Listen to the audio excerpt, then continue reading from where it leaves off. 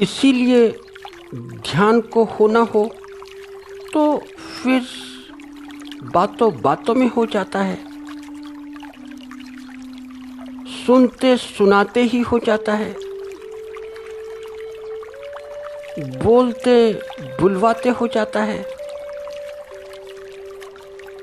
देखते देखते हो जाता है। जैसे कि तुम बोले कि बोलते ही अपने बोल सुनने लगे, जैसे कि तुमने अपनी पलक उठाई नहीं कि उठाते ही खुद को भी देखने लगे।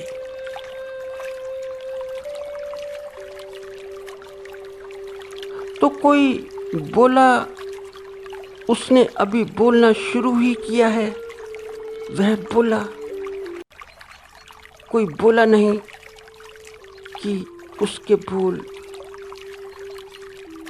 कानों को हिलाने लगे, कान के पर्दों को हिलाने लगे।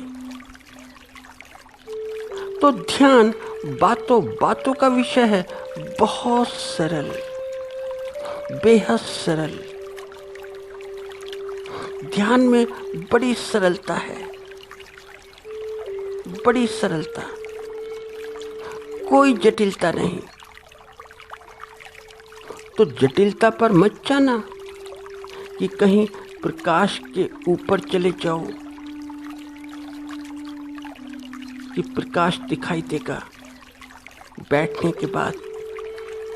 जब बैठने का अभ्यास हो जाएगा, जब बैठना सीखेंगे, तो बैठने के बाद में हमें प्रकाश दिखाई देगा। जब आधे 1 घंटे का अभ्यास हो जाएगा तो फिर माथे में हम प्रकाश देखेंगे, प्रकाश पुंज,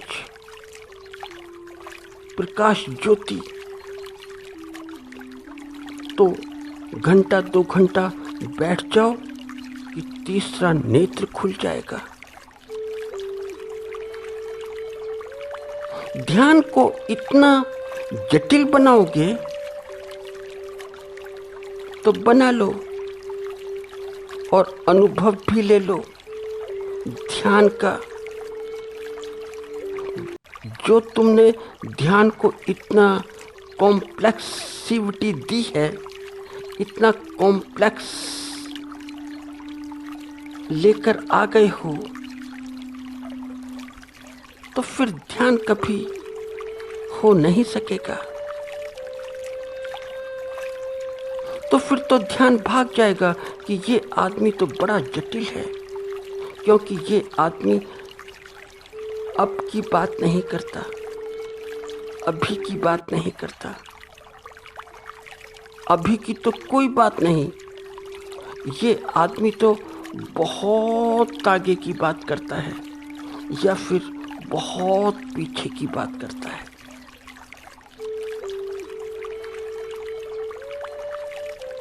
तो अभी तो है ही नहीं, तो अभी उपस्थिति कहाँ?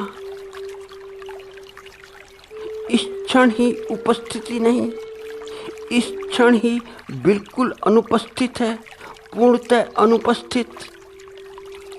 तो फिर बात समाप्त हो जाती है।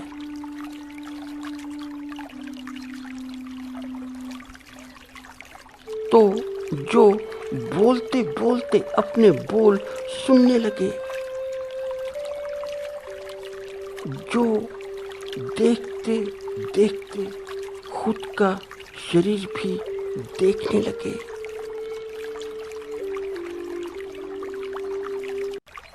जो चलते चलते अपने शरीर का चलना भी देखे, अपने शरीर की चाल भी देखे, तो यह देखकर उसकी अपने शरीर से दूरी बनने लगती है, अपने ही शरीर से। तो फिर उसे अपना शरीर भी ऐसा लगने लगता है कि जैसे कि कोई दूसरा शरीर हो, तो जैसे दूसरे का शरीर देखा, दूसरे का शरीर चलते फिरते देखा, बैठते उठते देखा, बोलते देखा, सुनते देखा, हंसते देखा, वैसे ही अपना शरीर भी देखा, ठीक वैसे ही। तो जैसा दूसरा शरीर देखा वैसा ही अपना देखा, तो फिर भेद नहीं रहा, कहाँ रहा? फिर कोई भेद नहीं, ना अपने में और ना दूसरे में। भेद समाप्त हुआ।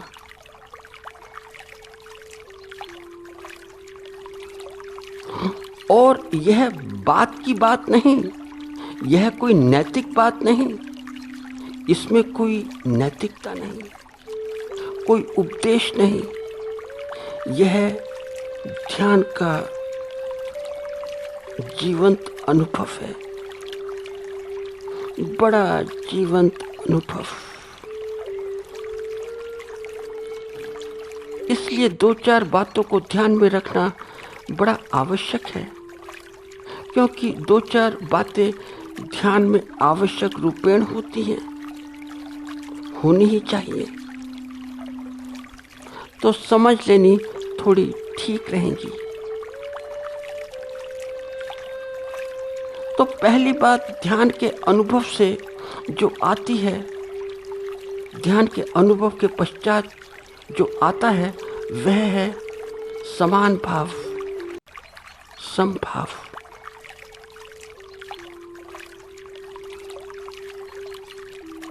समभाव ऐसे नहीं आता कि बोलने सुनने से आ जाता हो, कि तुमने सुन लिया तो आ गया।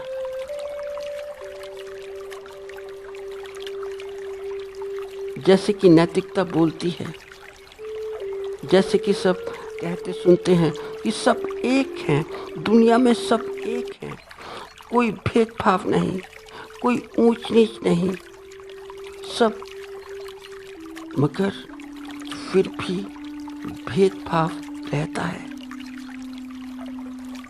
फिर भी भेदभाव होता है, फिर भी भेद होते हैं, मगर ध्यान के अनुभव से समभाव जन्म लेता है, समदृष्टि जन्म लेती है, और यह भी पता नहीं लगता कि इनका जन्म कब हुआ, कुछ पता नहीं, शिशु कब पैदा हुआ और कब गोद में आकर बैठ गया। तो ध्यान के बड़े बड़े परिणाम निकलते हैं, जैसे कि ध्यान का दूसरा परिणाम लो, और दूसरा जो परिणाम है बड़ा ही विस्मयकारी है, बहुत विस्मयकारी।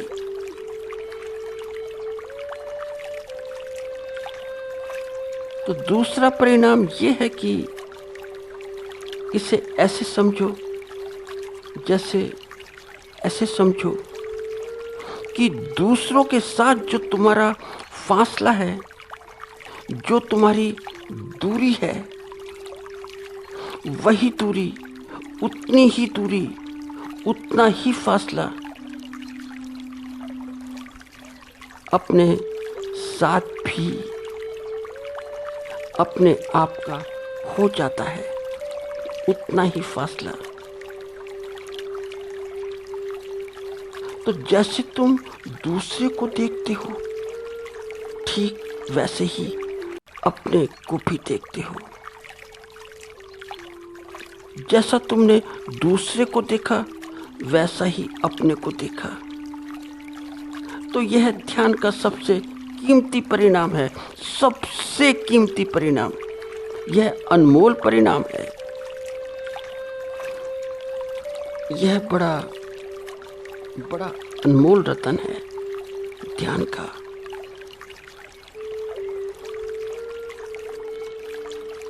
तो होता क्या है? होता ऐसे है कि तुम देह में होते हुए भी देह में नहीं होते हो।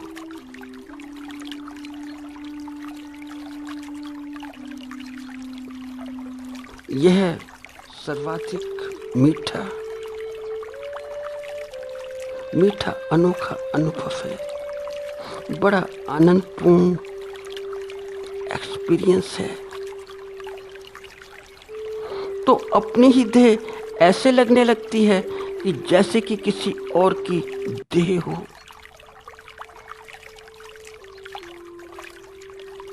तो अपनी ही देह को बोलते, सुनते, बैठते, उठते देखकर जो पुलक उठती है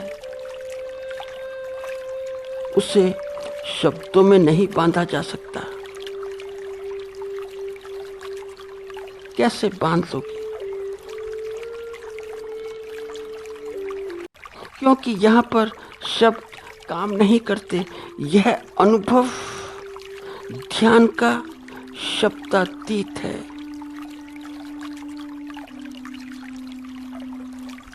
यहाँ पर कोई भी भाषा हो, कैसी भी लैंग्वेज हो, सब लंगड़ी हो जाती हैं। एक दो स्टेप आगे जाती नहीं कि गिर जाती हैं। तो इसी अवस्था का नाम विधेय है। विधेय, देह से विलग, देह में होते हुए भी देह में नहीं। तो विधेय गुण है ध्यान का।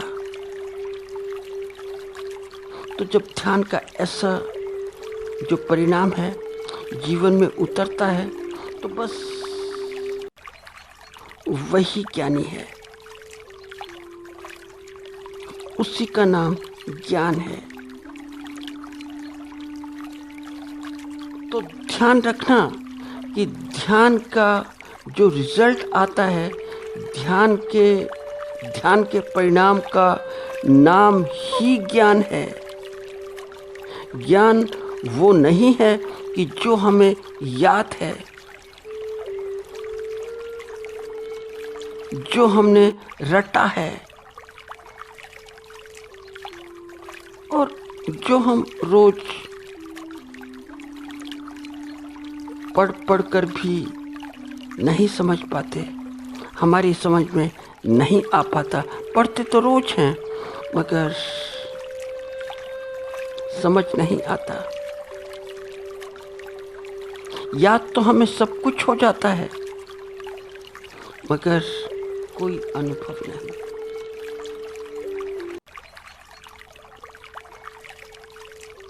तो जिसे ध्यान के इस गुण का अनुभव, विधेय का अनुभव है, वही विधेयी है।